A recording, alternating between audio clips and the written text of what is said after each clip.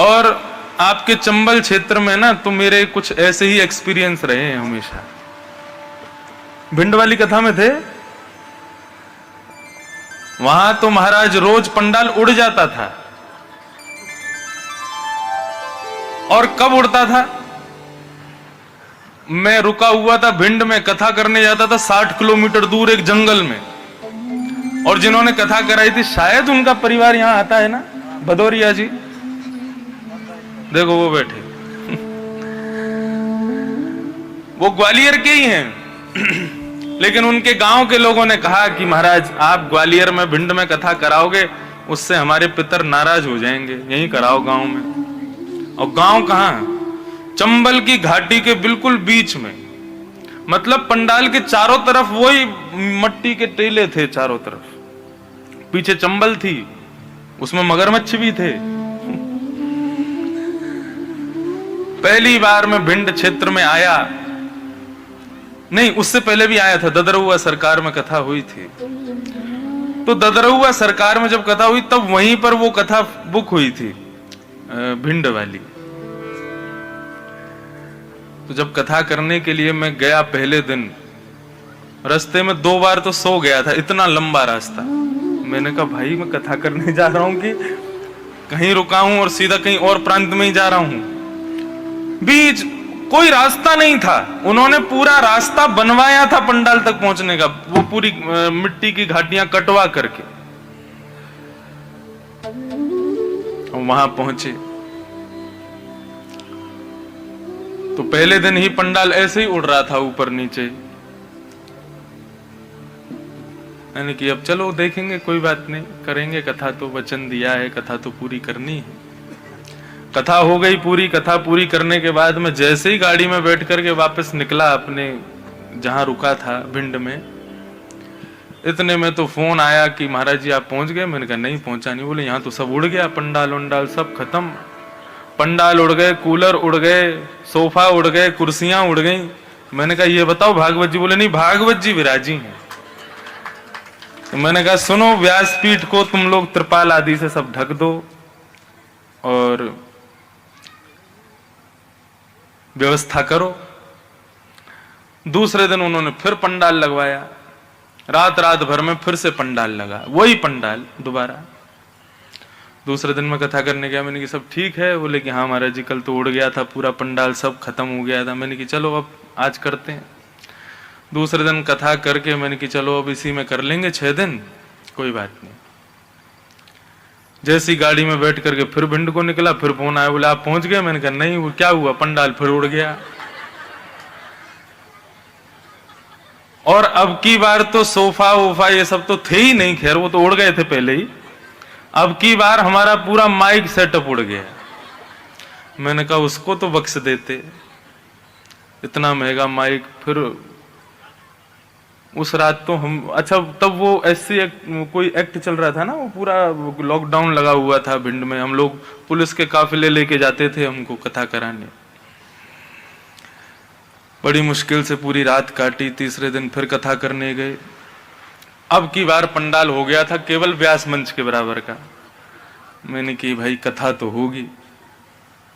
यजमान बेचारे बड़े दुखी। हम तो पहले ही कह रहे थे ग्वालियर में कथा करा दें, भिंड में करा दें, लेकिन माने नहीं, नहीं यहीं करो। अब यहाँ मैंने कि कोई नहीं, अब कथा सुनो। तो ऐसे ही यजमान सब बैठे थे, मैं ऐसे ही सुना रहा था बैठ के। मैंने कि अब नहीं उड़ेगा। तीसरे दिन कथा करके गया तो फोन आया, आप पहुंच गए? मैंने कहा ये मत बोलना पंडाल उड़ गया। तो बोले सच में पंडाल उड़ गया? मैंने कहा जय हो भैया। रात में हमने हमारे सारे म्यूजिशियन सबको इकट्ठा किया, सब रुके थे भिंड में ही। मैंने कहा भैया तुम लोग सब जाओ वृंदावन। अपने सारे विप्र देवों को कहा मैंने कि आप लोग भी निकलो वृंदावन। माइक वाले को फोन किया, मैं तुम भी निकलो वृंदावन। कैमरा वाले में सब जाओ वृंदावन, एक कोई हमारे पास रुक जाओ, हम तो कथा सुना के ही आएंगे। कथा शुरू हुई है तो पूरी करके ही जाएंगे। तो फिर उस दिन फोन आया ददरहुआ धाम वाले महाराज जी का। बोले हमने सुना आपकी कथा चल रही। मैंने महाराज जी बहुत जबरदस्त कथा चल रही है, आप आ नहीं रहे हो? तो बोले कि वहां एक सिद्ध हनुमान जी है। मैंने कहा हाँ सामने ही बैठे हैं बिल्कुल व्यासपीठ के। तो बोले आप ददरुआ आ सकते हैं। मैंने कहा अभी आता हूं। तो फिर मैं ददरुआ पहुंचा भिंड से। तो ददरुआ में कथा की थी मैंने। अगर महाराज जी जिस दिन आएंगे उस दिन एक चमत्कार भी सुनाऊंगा मैं ददरुआ का। तो पहुंचा तो महाराज जी ने मुझसे कहा कि तुम्हारी जहां कथा चल रही है ना बेटा, वहां पर एक बाल हनुमान है, वो बालक हैं, अभी छोटे हैं। मैंने कहा अच्छा। तो वो तुम्हारे साथ खेल रहे हैं। मैंने कि तो ऐसे खेलेंगे कि पंडाली उड़ाए उड़ाए फेंकेंगे? मैंने खेलना है तो कुछ और तरीके भी हैं खेलने के। तो बोले कि नहीं, अब हम एक तरकीब अपनाते। मैंने क्या? बोले ये बड़े हनुमान जी हैं ददरुआ वाले, इनसे हम प्रार्थना करते हैं। उनसे जाकर के उन्होंने प्रार्थना की, देखो अपने छोटे स्वरूप को समझा लो आप, इनको कथा नहीं करने दे रहे हैं। व्यास जी बेचारे दुखी हो गए। मेरे सामने ही बोला उन्होंने, और बोल करके प्रणाम किया। बोले आज हम लेके चलेंगे आपको कथा में। कथा में लेके गए। बेचारा जो यजमान हमारे भदौरिया जी बड़े दुखी, महाराज जी बहुत अपराध हो गया। मैंने कहा अरे अपराध क्या है, सब जगह बढ़िया कथाएं होती हैं, बड़े बड़े पंडाल बनते हैं, सब जगह अच्छा होता है, अब नहीं हो पा रहा तो क्या करें। और वहां पहुंचे, महाराज जी ने जाके सबसे पहले डांटना शुरू किया उनको, बाल हनुमान जी को, वहीं खड़े होकर के। बोले ऐसे करते हो? कोई व्यास जी आए कथा सुनाने और तुम ऐसी जगह पे तो बैठे हो, यहाँ पे कोई आ तो सकता नहीं है, जैसे तैसे बेचारे ये आए हैं और इनको कथा नहीं कहने दे रहे हो।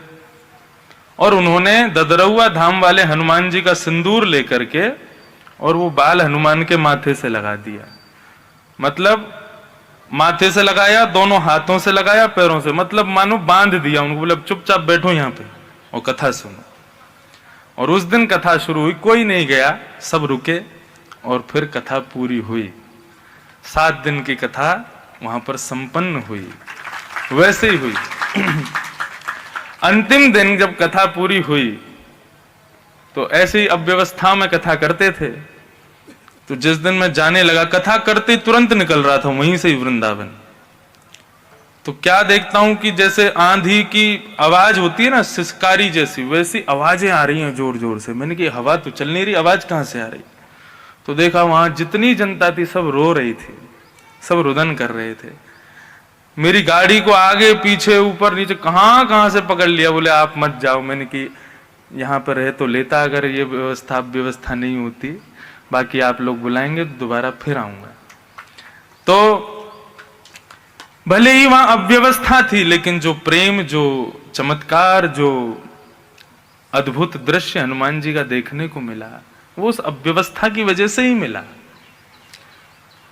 श्री ददरुआ धाम वाले हनुमान जी की जो कृपा का अनुभव किया, जो बाल हनुमान को देखा, वो सब क्रियाएं, मैं बड़ी बड़ी कथाओं को भूल जाऊंगा अपने जीवन में। मैंने कहां कहां कितने बड़े पंडालों में कथा की, लेकिन ऐसी अव्यवस्था वाली कथा ये कभी भूल ही नहीं जा सकती है। ये कथाएं कभी भूल जा सकती हैं? कभी नहीं। एक बार पिताजी की कथा हुई, कहां, उत्तर काशी, गंगोत्री के पास, गंगा जी के किनारे कथा थी, हिमालय पर। तो वहां भी यही पंडाल ऐसे क्या थे, मजबूत नहीं थे, नीचे पत्थर थे, पत्थरों में गड़े हुए थे। अब गंगा जी के किनारे हवा तो चलती तो पंडाल कभी ऐसे हिले कभी ऐसे हिले। चौथा ही दिन था, कृष्ण जन्मोत्सव वाले दिन, तब छोटा ही था मैं, और रात्रि का समय हुआ, शाम का समय था, और इतनी जोर की हवा आई कि पूरा पंडाल ध्वस्त नीचे। पिताजी के तबले वाले भैया के सिर पे आकर के एक रॉड गिरी। तब से बेचारे आज तक पंडित जी लोगों के ऊपर आकर के जाने क्या क्या गिरा। एक श्रोता उसमें पधार भी गए, उनके ऊपर कोई बहुत बड़ी रॉड गिर गई ऊपर से। और विलक्षण बात यह थी कि पूरा पंडाल गिर गया, लेकिन पिताजी अभी कथा कर ही जा रहे हैं। लोग आकर के कह रहे हैं महाराज जी पंडाल गिर गया, लोग भाग रहे हैं, दौड़ रहे हैं। बोले हमारी 10 मिनट की कथा रहेगी, ये कर जाएं हम। 10 मिनट की कथा पूरी करके तब बाहर निकले। उनको कुछ नहीं हुआ, वे स्वस्थ थे। तो तब से बहुत सारी चीजें हैं, जो अव्यवस्थाएं जो आती हैं, ये हमें सिखाती हैं क्या करना है क्या नहीं करना है। कथा जब कराई जाती है तो हजारों लोग कथा सुनने आते हैं।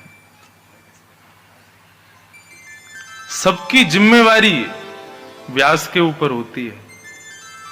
एक व्यक्ति को भी कोई असुविधा यदि कथा में हो गई तो उसका जिम्मेदार कौन है? व्यास है। लोग ये नहीं पूछेंगे किसने कथा कराई, कहां कराई, कैसे कराई, क्या कराई, ये पूछेंगे कथा किसकी थी? बोले इंद्रेश जी की थी, वहां पर एक ऐसे हो गया था, ऐसे हो गया। तो इसलिए अब व्यवस्था होती है तो घबराओ नहीं, लेकिन अगली बार के लिए तैयार रहो।